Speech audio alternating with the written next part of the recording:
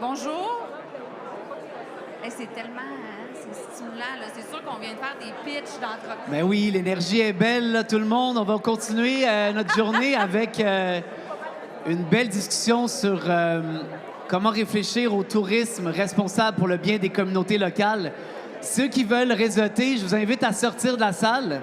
Puis ceux qui veulent participer à la discussion, je vous invite à vous asseoir. Nous allons poursuivre. Geneviève, à toi. Oui, c'est bon. Donc, je pense qu'on lance l'après-midi un peu thématique touristique. Je suis contente. Geneviève Blouin, en fait, conseillère en développement touristique chez Destination Québec Cité. Destination Québec Cité, c'est l'Office du tourisme de Québec, donc qui représente 850 membres, la région de Québec, mais aussi 4 MRC, qui est Jacques-Cartier, Port-Neuf, Île-d'Orléans et la Côte-de-Beaupré. Donc, c'est sûr que comment repenser le tourisme pour le bien-être des communautés locales, c'est une question, en fait, qui nous touche parce que Destination Québec Cité a lancé récemment un plan en tourisme responsable. Et un de nos engagements, c'est comment améliorer le bien-être, justement, des communautés. Donc, avec nos 4 panélistes, qui sont des porteurs de projets très engagés dans des projets humains, et l'implantation de projets dans ce sens. Donc, je vous laisse vous présenter et aussi parler justement dans chacun de vos projets, qu'est-ce qui est le bien-être des communautés, le mieux vivre ensemble. Donc, Yann, tu peux peut-être commencer. Bien, bonjour à tout le monde, je m'appelle Yannick. Je suis originaire de Québec, aussi original. Et puis, j'ai quelques chapeaux qui me positionnaient bien là, pour parler ici avec Geneviève et puis tous les autres panélistes. Je suis entre autres directeur général chez lepointdevente.com. On a un système de billetterie que vous avez tous utilisé pour vous inscrire ici. Et puis, on a cette particularité-là d'être surreprésenté en région dans notre clientèle. Donc, on est sous-représenté à Montréal, surreprésenté partout ailleurs au Québec. Donc, ça nous donne vraiment un œil intéressant au niveau, du moins, événements, festivals, etc., de l'impact que ça a en région. Et puis, je suis aussi à temps partiel, si on peut dire, un des co-investisseurs dans le projet Territoire Charlevoix, qui est un projet de villégiature sauvage qu'on a lancé en février, donc au bout de 3 ans de travail là, pour monter tout ça. C'est beaucoup plus un rêve qu'une entreprise, je pense, cette partie-là. Et puis, on a aussi dû... ça n'a pas été un grand défi, mais ça a été intéressant de devoir collaborer aussi avec notre région pour s'assurer qu'on bâtissait quelque chose de pertinent là, dans la région. Je passe à Anne. Oui, merci. Donc, Anne Beaumier, moi aussi, je suis quand même pas mal originaire de Québec. C'est pas grave si vous l'êtes pas. Original aussi. Original beaucoup aussi. Donc, je suis à la base comédienne, animatrice radio, organisatrice d'événements, conférencière. J'ai donné beaucoup de conférences sur les objectifs de développement durable puis pour la Ligue des droits et libertés. Mais un jour, en 2009, j'ai eu 3 amis qui se sont enlevés la vie. Donc, ça m'a donné comme un coup de défibrillateur. Puis je me suis demandé qu'est-ce que je pouvais faire avec les talents que j'ai pour faire une différence.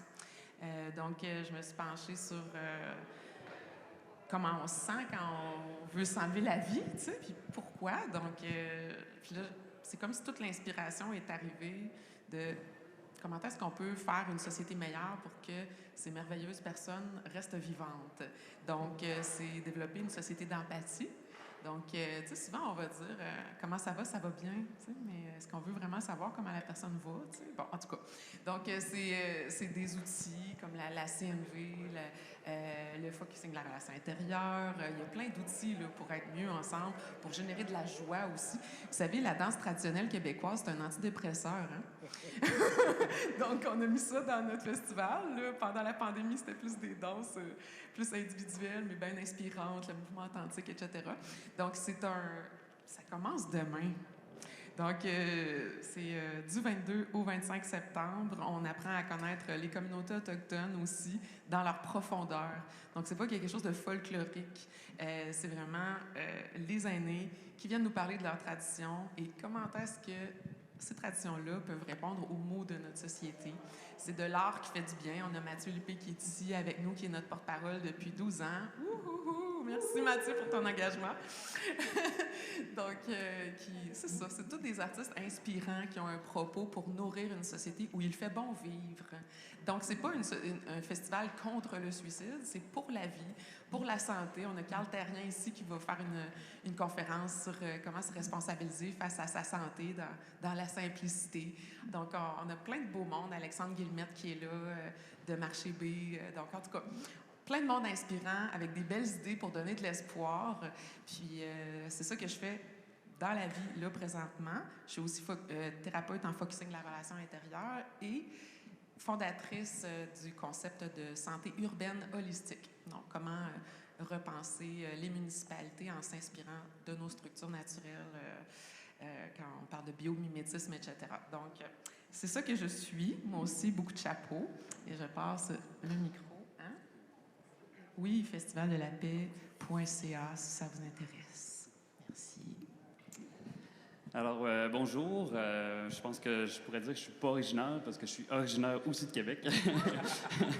Ça commence à plus être trop original. J'ai aussi plusieurs chapeaux également. Je suis entre autres cofondateur, directeur de l'Auberge des Balcons, une auberge de jeunesse à Baie-Saint-Paul qu'on a ouvert en 2017. Elle se trouve dans un ancien couvent, donc on est dans le thème. Un couvent que la municipalité a acquis en 2017 aux Sœurs, puis qui a créé un OBNL pour le gérer. Puis, donc, il y a toutes sortes de projets dans ce couvent-là qui s'appelle maintenant Maison Mère, dont l'Auberge des Balcons. On loue un espace là-dedans. C'est aussi une OBNL qui gère ce projet-là, Auberge des Balcons. Le même OBNL qui gérait le Balcon Vert, une auberge mythique à Baie-Saint-Paul où bien des hippies, des Jean Leloup et des Guy de la Liberté de ce monde ont traîné pas mal. Sinon, par rapport un peu à la question, nous, la façon un peu évidemment, on s'adresse aux touristes au niveau de l'hébergement touristique, mais je pense que la façon que nous, qu'on s'implique dans la communauté pour l'instant, depuis le début, c'est au niveau de l'offre culturelle. Je pense que les auberges de jeunesse sont vraiment des endroits qui sont impliqués dans le milieu. On pourrait en parler à mes collègues aubergistes de Aventure Rose des Vents de Sainte-Rose-du-Nord. En faisant une offre culturelle, on offre quelque chose qu'il n'y avait pas à Baie-Saint-Paul de façon continue là, à l'année. Puis, pour moi, c'est comme un peu pour l'instant, du moins, c'est un peu comme un don à la communauté parce que c'est des événements qui ne sont pas rentables puis qu'on continue à faire pour l'offre qu'on offre à notre communauté. Donc, c'est vraiment pour elle et ensuite, évidemment, pour les clients aussi de passage à l'auberge. Donc, sinon, rapidement, mes autres projets, j'ai créé une communauté d'auberges de jeunesse qui s'appelle PACSAC. Donc, il y a deux aspects, en gros, pour ça. C'est créer une communauté de voyageurs qui voyagent dans ce type d'hébergement-là puis qui ont les valeurs qu'on retrouve dans les auberges de jeunesse également. Donc, un côté communauté de voyageurs, puis l'autre côté, une communauté aussi de porteurs de projets d'auberges de jeunesse. Je trouvais quand je commençais à partir le projet de l'Auberge Balcon qu'il manquait ça. Fait que je l'ai créé pour pouvoir collaborer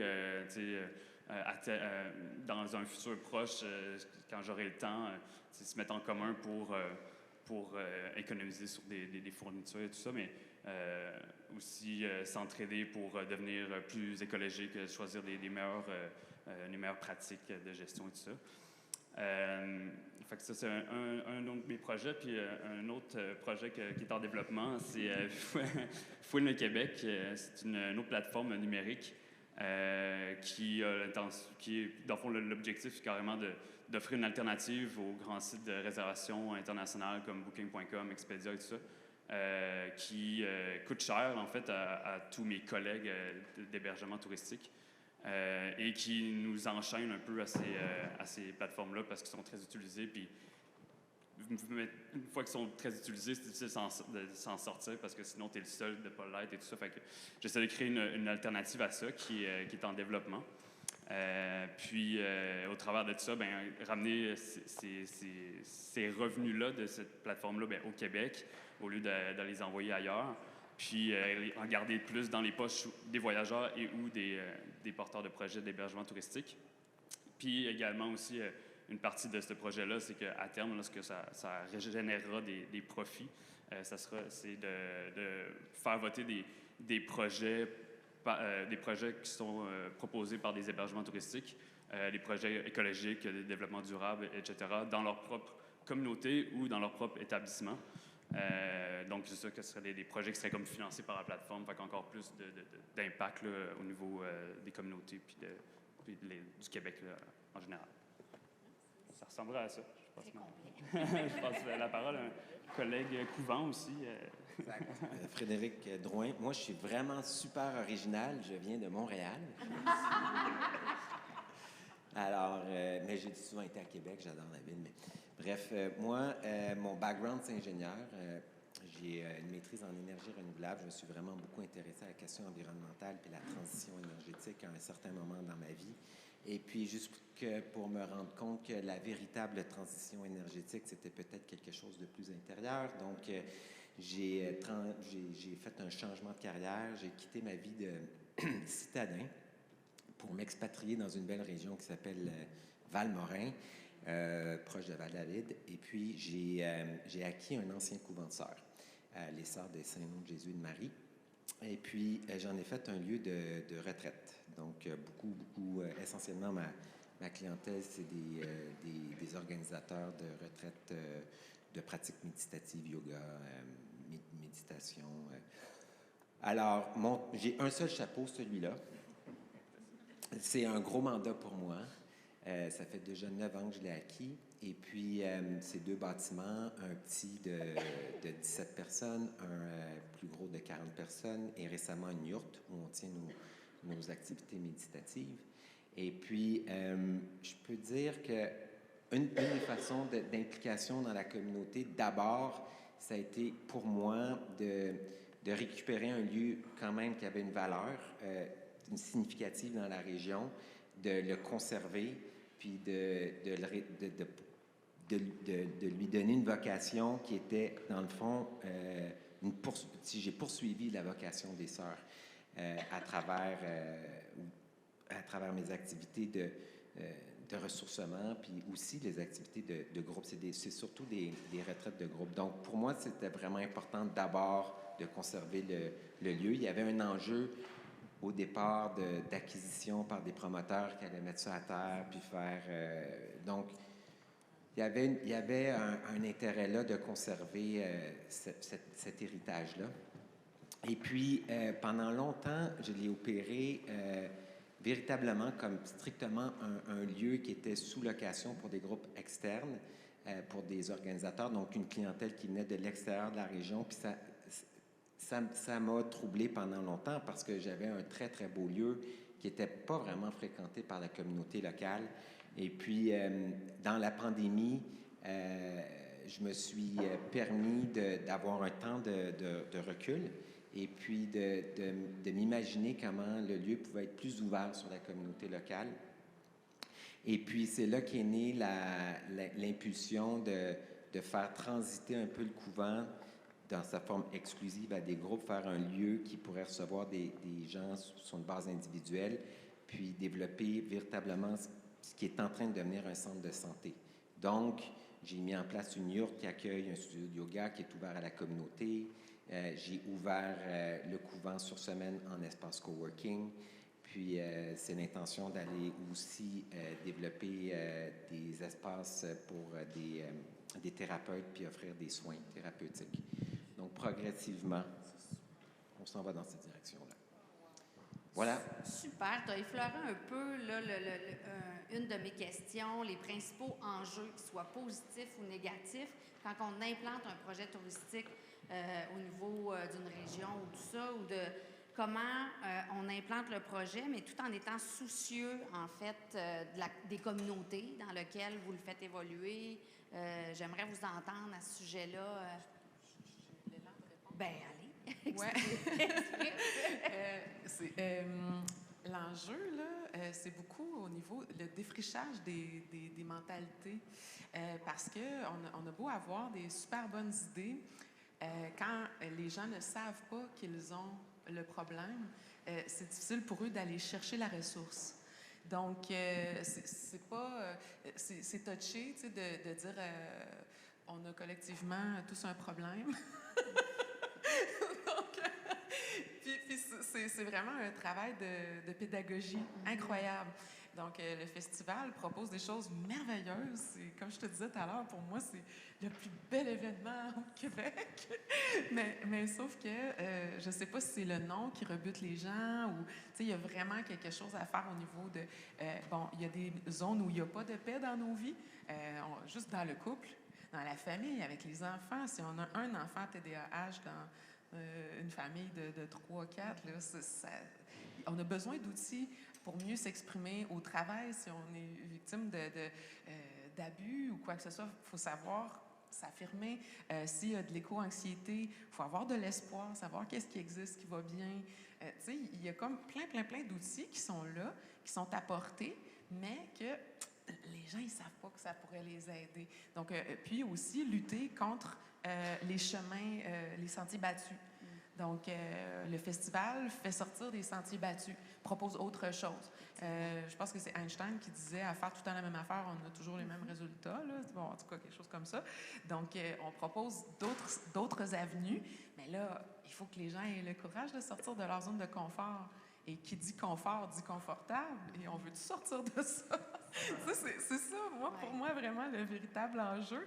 Et à cause de ça, le cynisme des gens, le petit humour noir un peu entre, mettons, tu es dans un grand souper où est-ce qu'il y a plein de gens de la chambre de commerce, puis là, il y a une femme qui s'impliquait avec nous, qui est à une table, puis qui se fait dire « Ouais, comme ça, toi, tu t'investis pour la paix », puis on fait un signe comme si elle fumait un joint, tu sais. Fait que c'est comme... Non, c'est pas ça, tu sais. Il y a un volet éducatif, en fait. Oui, exactement. Puis, des fois, il y a un petit humour qui peut comme...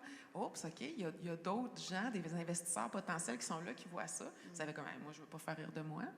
Je veux-tu investir là-dedans? Puis bon, fait que c'est vraiment au niveau des esprits. Puis tu l'as bien dit, je trouve tout à l'heure, ça commence en dedans, ça commence à l'intérieur, ce changement-là, comme les pratiques éco-responsables et tout ça.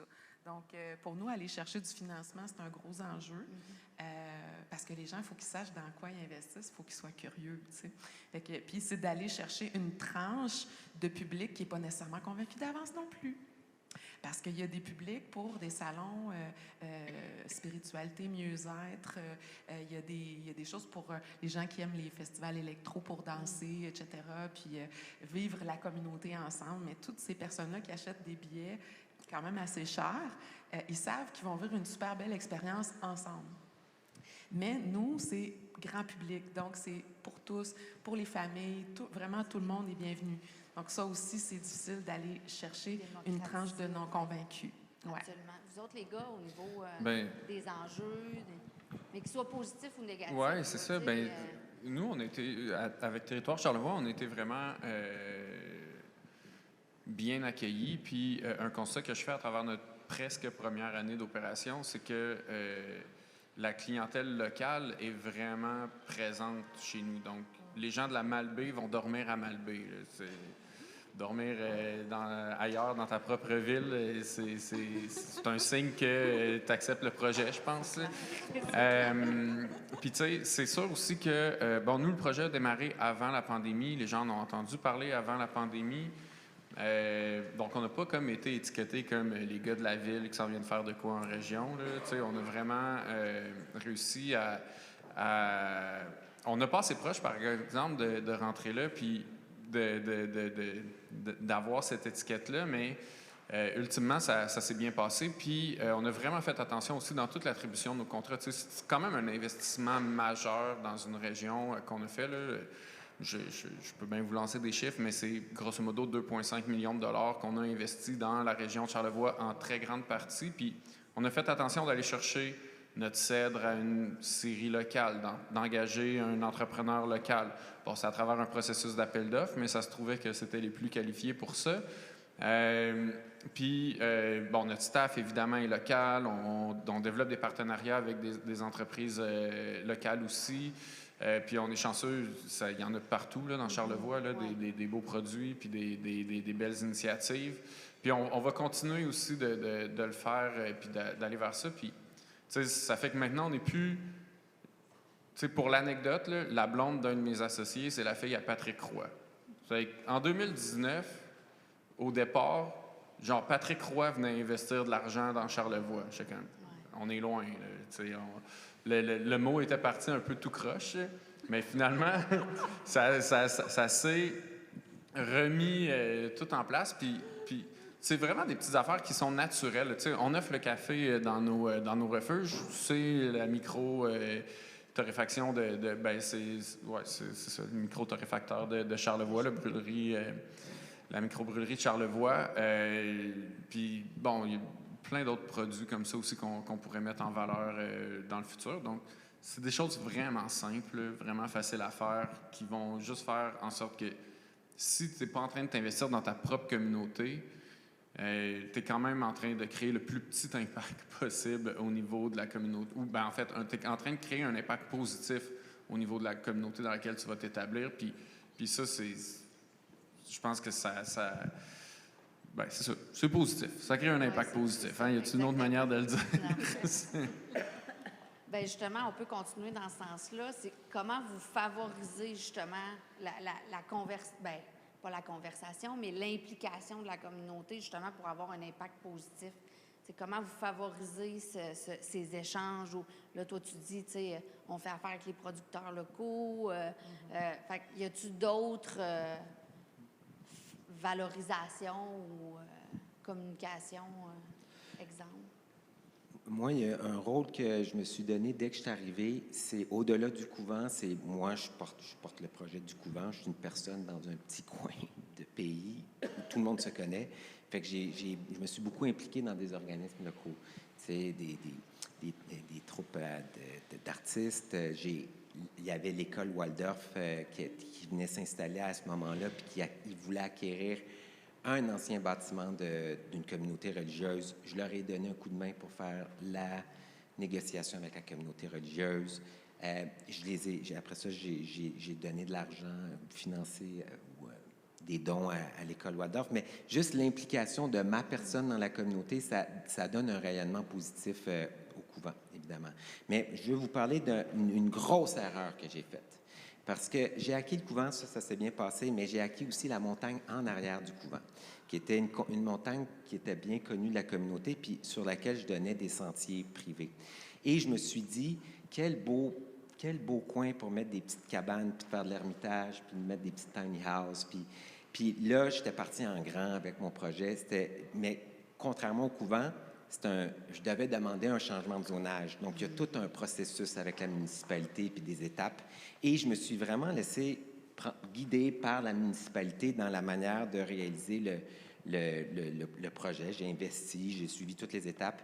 Mais l'étape la plus importante que j'ai complètement manquée, c'est que c'était pas tant de suivre les directives de la municipalité qui était importante, c'était d'aller rencontrer la communauté locale avant toute chose.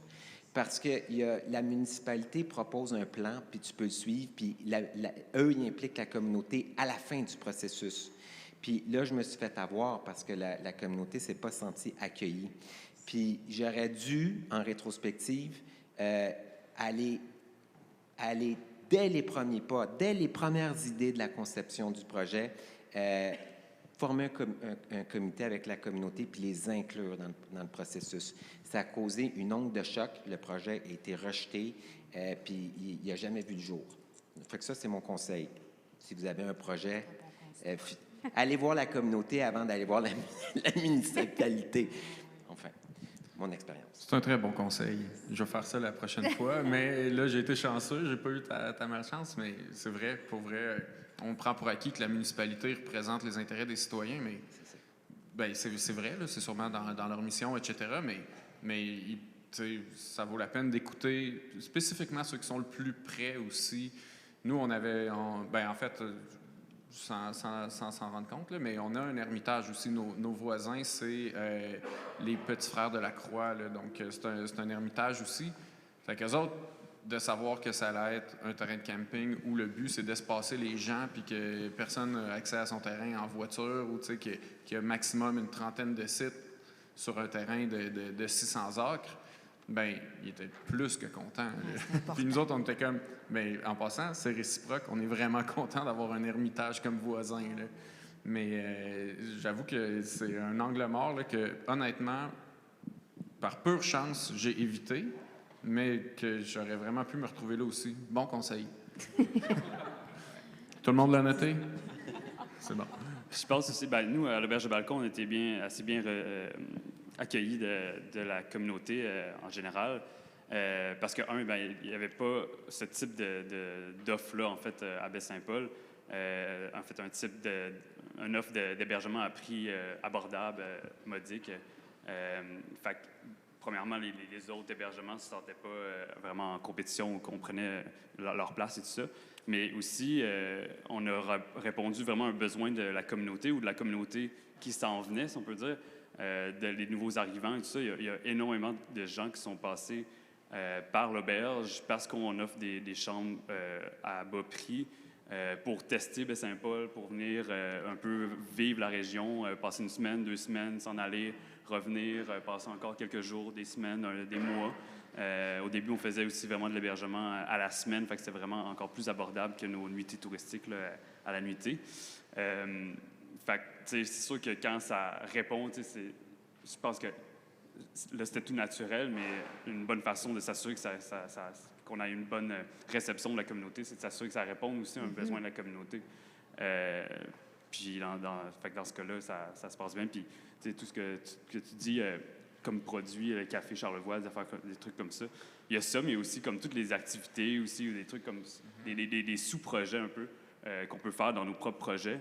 Mais avant de s'enligner puis faire nous-mêmes un sous-projet, c'est de vérifier dans la communauté est-ce qu'il y a quelqu'un qui le fait ou qui est en train de le créer.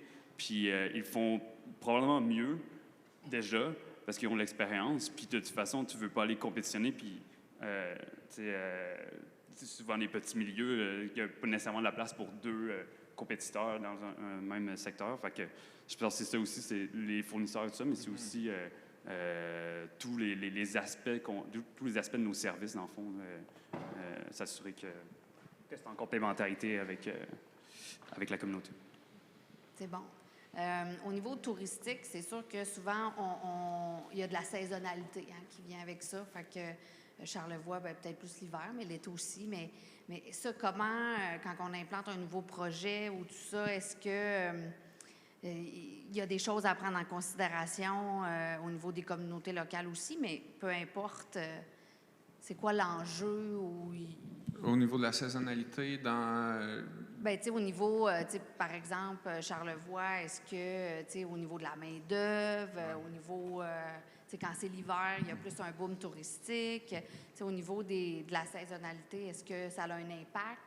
Bien, ça a un impact sur la main-d'œuvre, ça, c'est sûr. Là. Puis, c'est un enjeu. Absolument pas.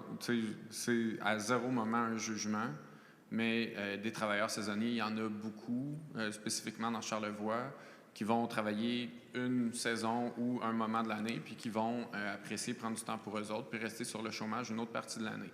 Puis ça leur appartient, puis c'est vraiment cool. Ceci dit, c'est sûr que ça fait des périodes où c'est plus difficile. Là. Spécifiquement, l'hiver, c'est un petit peu plus difficile de trouver de la main-d'œuvre. Déjà que c'est pas nécessairement facile tout le temps. Là. Mais je pense que ça se vit partout. Ça se vit absolument. Pas le juste problème dans de main-d'œuvre, non, effectivement. Mais c'est comme ça que je le vois, parce que sinon, le fait, les gens viennent visiter en toute saison, là, ça c'est officiel, puis je pense que le tourisme est définitivement 4 saisons dans Charlevoix. Là. Ouais. Ben, à part qu'il n'y a pas gros d'érablières là, pour le printemps, mais sinon...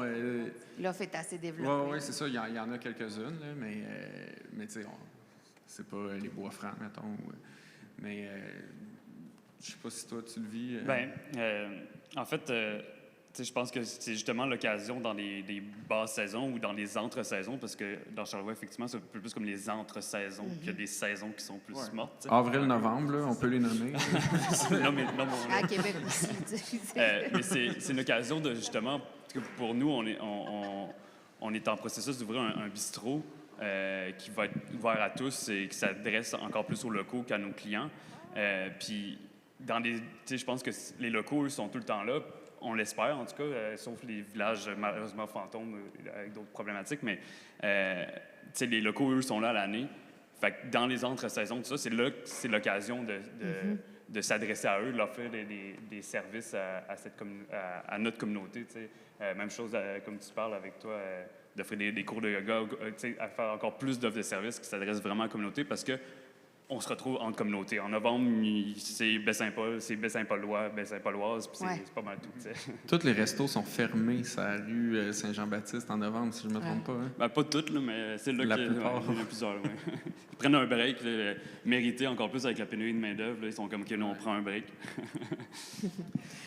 Moi, vu que notre festival, il est 4 jours. Oui, toi, c'est vraiment... C'est sporadique. C'est sporadique dans l'année. Puis, je ne suis pas très technologique, moi, à ce point-là. J'ai des collaborateurs pour ça.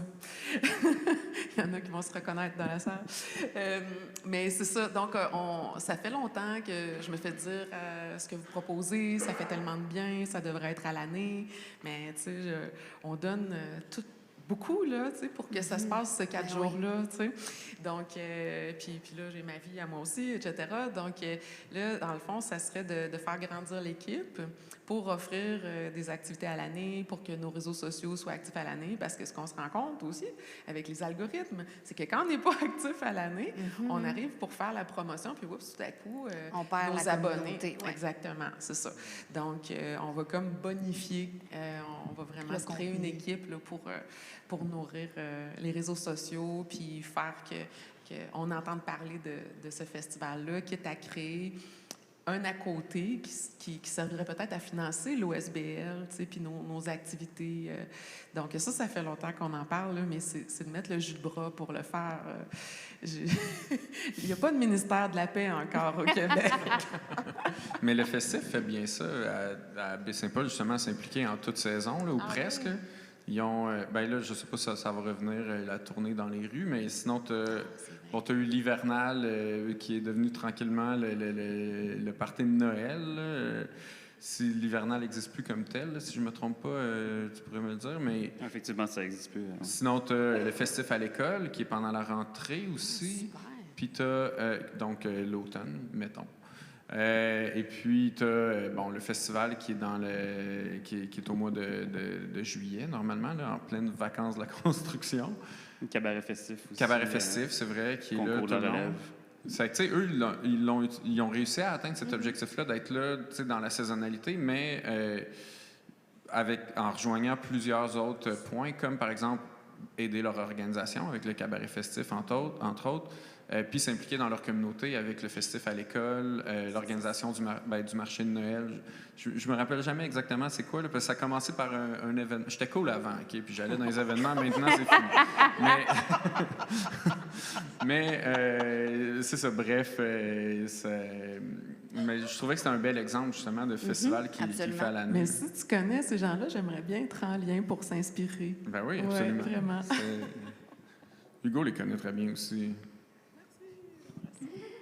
Tantôt, on a effleuré un peu le sujet de changement de mentalité, donc comment, en étant des porteurs de projets, on peut justement incarner le changement au sein des communautés quand on arrive avec des projets qui soient touristiques ou pas, mais... Moi, je peux y aller. Vous voyez. Parce que incarner le changement, c'est comme mon leitmotiv. Oui. On a eu une discussion au préalable. C'est ça. Donc, je vous dirais, j'ai fait partie de beaucoup de projets dans ma vie. Et le talon d'Achille, c'est toujours les habiletés interpersonnelles. On a beau avoir les meilleures idées du monde, on a beau avoir vraiment des choses inspirantes, c'est extraordinaire comment est-ce qu'on peut avoir des belles idées, mais à un moment donné, oups, il y a des blessures qui sont comme réveillées chez les personnes, puis là, oups, on comprend mal, il y a des interprétations, on communique mal. Puis le projet, il s'effrite, puis il s'essouffle, puis les gens ont plus de joie. Donc, c'est vraiment de mettre du fuel de joie, là. Ça, c'est la base. Oui, c'est ça. Se donner des outils pour continuer d'être heureux ensemble, puis de décristalliser les petits. Des fois, c'est juste une mauvaise compréhension des choses ou qu'on a des différentes stratégies pour répondre aux mêmes besoins. Des fois, on peut se relier ensemble à juste nommer les affaires, dire « Ah, ben moi, je me suis sentie de même quand il s'est passé telle affaire, puis j'aurais besoin de ça. Ah, ben moi aussi, j'ai le même besoin, mais moi, ma stratégie, ce serait ça. » Fait que là, en se parlant, on peut arriver vraiment à désamorcer quelque chose qui aurait pu être fatal. Incarner le changement, ça veut dire dans nos réunions, dans nos échanges avec les autres. Puis moi, si je fais un festival de la paix, c'est pas parce que je suis parvenue.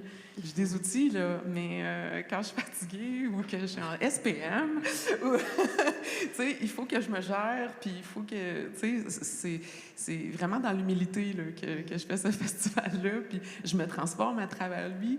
Puis je pense que la base pour incarner le changement, c'est l'humilité. Ensuite, se donner des outils, les mettre en application, puis les promouvoir. Donc, dans notre festival, on a la loge éco-responsable. On a été très inspirés par la proposition de Dom Lebeau, l'ancien batteur des Cowboys fringants, qui, à chaque événement où est-ce qu'il va, il donne sa charte à tous les organisateurs d'événements pour nous inspirer à être encore plus éco-responsables. Je dois dire qu'on faisait déjà beaucoup de choses de ça. On a eu la mention, la certification Monarque, mention Émeraude de la ville de Victoriaville. Je pense même qu'on m'a dit qu'il avait créé la mention Émeraude parce qu'on dépassait les exigences. Mais on était comme fiers de ça.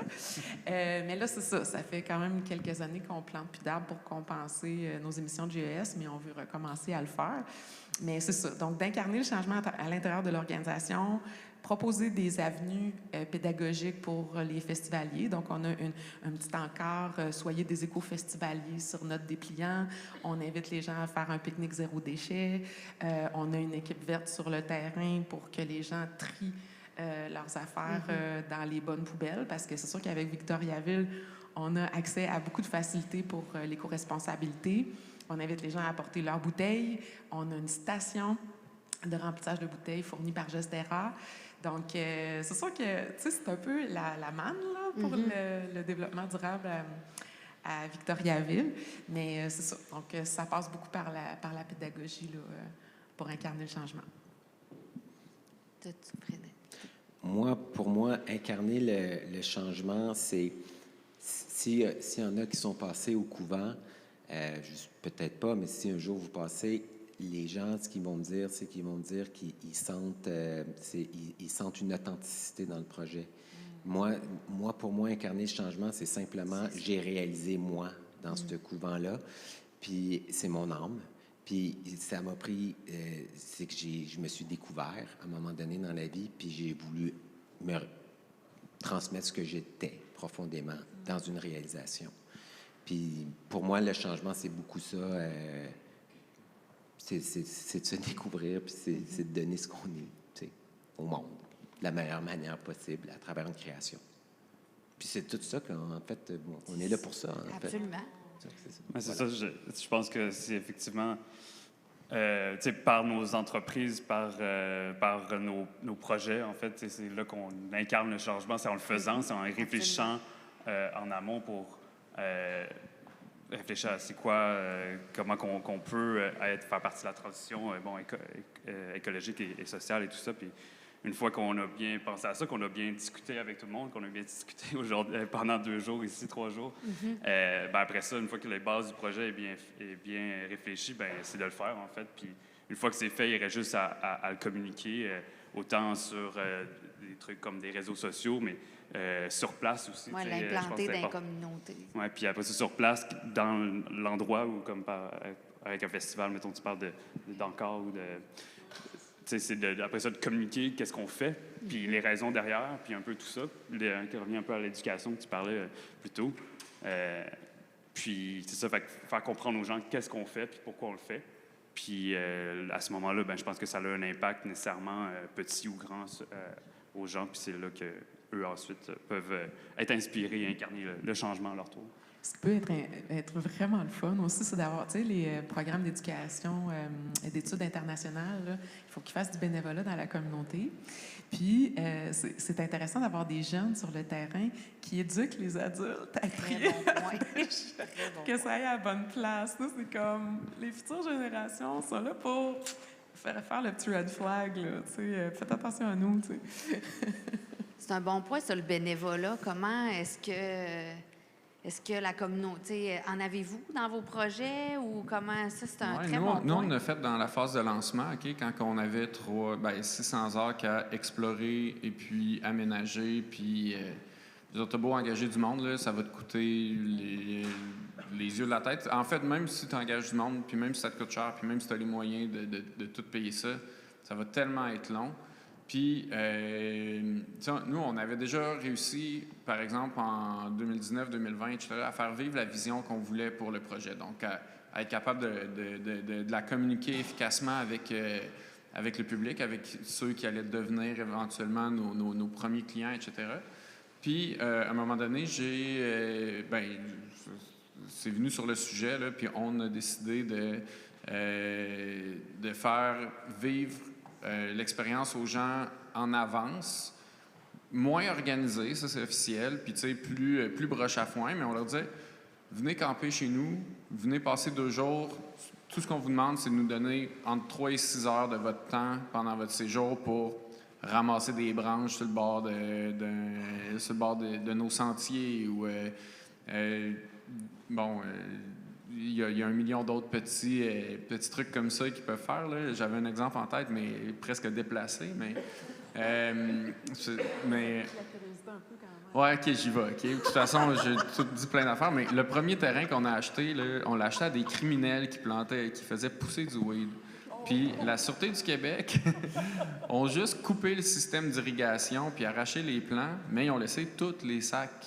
Tu sais, dans le fond, tous les sacs de terre, eux, ils éventraient le sac de terre, ils plantaient le plant de potes dedans, il y avait leur système d'irrigation, merci, bonsoir, ils faisaient semblant de pêcher, puis ils s'envoyaient un call quand quelque chose arrivait, tu sais. Mais la Sûreté du Québec a juste coupé les... C'est que là, on a, mettons, du grillage à poules, on a toutes sortes d'affaires comme ça, donc on est allé chercher des bénévoles qui voulaient travailler avec nous pour réussir à enlever un petit peu de ci, de ça, de continuer de travailler sur les sentiers, explorer aussi, puis après ça, on s'est nourri de ça. Pas juste, tu sais... Le travail qui a été fait est vraiment cool. Mais ce qui était vraiment cool après, c'était de tout se retrouver dans la cuisine commune qu'on avait bâtie, de manger, de parler, de boire autour d'un gros feu de camp. Tu sais, c'est vraiment rassembleur, c'est vraiment... Ça ouvre la communication. Puis ça a vraiment été une place où on a appris beaucoup. On a appris, sur les attentes des gens face au projet qu'on était en train de développer. Là, on parlait tantôt de comment, justement, comment être à l'écoute puis comment être impliqué dans sa communauté. Ta communauté, quand tu as une entreprise, c'est oui, tout ce qu'il y a très près de chez vous, mais c'est aussi les gens avec qui tu vas interagir. Et puis, ça a été vraiment formateur. Puis, tu sais, ça nous a donné un coup de main, oui, mais c'est pas ça le plus gros gain qu'on en a sorti. Ça a vraiment été de pouvoir discuter avec toutes sortes de personnes qui avaient une vision différente de qu'est-ce qu'on était en train d'essayer de construire, puis de pouvoir s'ajuster quand on pouvait, puis non quand on pouvait pas aussi. Il faut savoir dire non. Ça, c'est... Donc, nous, c'est comme ça que le bénévolat nous a vraiment aidés. Puis, tu sais, là, on pense encore... Tu sais, ce qu'on se rend compte, là, c'est qu'opérer une business comme ça, c'est beaucoup plus demandant que prévu. Puis là, on va commencer probablement dans les prochaines années à évaluer les opportunités, ou en tout cas les occasions au niveau du woofing, etc., pour voir comment on peut assurer une présence sur place, mais sans louer des emplacements de camping à 100$. Là, donc, je pense que le bénévolat, ou du moins l'échange, l'implication de la communauté, va être intéressant carrément. pour ça. Oui.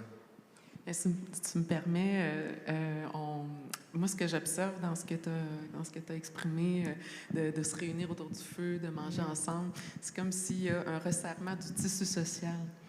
Puis ce que je vois là-dedans, c'est quand les gens s'aiment, là, tu sais, quand les gens ils ont développé des liens, ils sont contents de se voir, il y a quelque chose de fort. C'est comme si tout ce qui sous-tend le projet est fort, puis quand il y a de l'amour, quand il y a de la communication, quand il y a de la joie, mais on a plus de force pour passer à travers les tempêtes, pour donner le petit oomph de plus quand il faut faire un bi ou quand tu sais, Mais Hugo et Frédéric l'ont dit aussi, justement, tantôt, tu sais, c'est ton projet, là, indépendamment, il est gros comment, il est petit comment, peu importe, il faut qu'il te représente. Tu sais, puis ça se peut qu'un projet qui te représente, ça intéresse personne, OK? Ça se peut, puis à ce moment-là, il faut que tu aies l'humilité, justement, de dire, OK, ben, tu sais, je vais le faire pour moi ou je le ferai pas, mais quand tu as la chance de pouvoir passer cet amour-là que tu as pour quelque chose, puis que en plus, ça intéresse d'autres personnes. Puis en général, quand tu as de l'amour pour quelque chose, ça va intéresser les autres personnes. Là. Comme disait Frédéric, quand c'est authentique, ça se ressent. Puis quand tu ressens l'âme de quelqu'un dans un projet, nécessairement, les gens sont impactés, attirés. Fait que, en général, ça fonctionne, je pense. Mais c'est sûr qu'après ça, il faut être un bon gestionnaire aussi. Mais non, ça donne ça a été dit. Là, on engage du monde, là. Oui, c'est ça, mais ça a été dit 1000 fois, là, mais je pense que tout le monde qui est assis ici, là, peu importe si on regarde vers le nord ou le sud présentement, mais tout le monde est passionné par quelque chose, puis tout le monde a une envie une problématique à soulever, à régler, ou une envie de faire vivre quelque chose. Donc, ça, écoutez-vous, là, je pense. Ça va y aller. Bien, je pense qu'on peut finaliser sur ce beau point-là, parce qu'en fait, si on résume, ben, pour l'acceptation sociale ou des communautés locales, ben, je pense que ça prend de la communication, ça prend des passionnés comme vous, des porteurs de projets qui font vivre ça. Mais on a parlé d'éducation, de communication, puis c'est ça, d'impliquer, puis de s'impliquer. Ça, c'était beau aussi d'entendre ça, de s'impliquer et d'impliquer. Je ne sais pas si vous avez des questions ou vous avez envie d'interagir ou si vous avez... Non? Bon, ben, moi, j'aimerais ça dire quelque chose, oui. parce que ça prend des mentors. Oui. Tu sais, moi, j'aimerais bien être en contact avec les gens du festif, mais tu sais, s'il y a des gens qui ont des idées pour le festival, moi, je dis toujours que le Festival de la paix, c'est un festival pour accueillir la créativité des gens, pour faire un changement. Si vous avez vu, peut-être dans ce que j'ai exprimé, quelque chose qui a fait comme « Ah, mais elle pourrait changer ça. » Moi, je suis preneuse là, des nouvelles idées. J'aime ça voir mes angles morts, puis j'adore avoir des suggestions. Puis aussi, non seulement le mentorat, puis justement l'apport de nouvelles idées, mais aussi des gens un petit peu plus haut placés, des fois, qui peuvent croire en ce qu'on fait, puis être porte-parole pour nous, tu sais, dans leur milieu. Ça prend des courageux, mais ça en prend. Donc, c'est ça que je voulais dire aussi. Parfait. Donc, on termine ça comme ça. Merci beaucoup. Merci. Merci.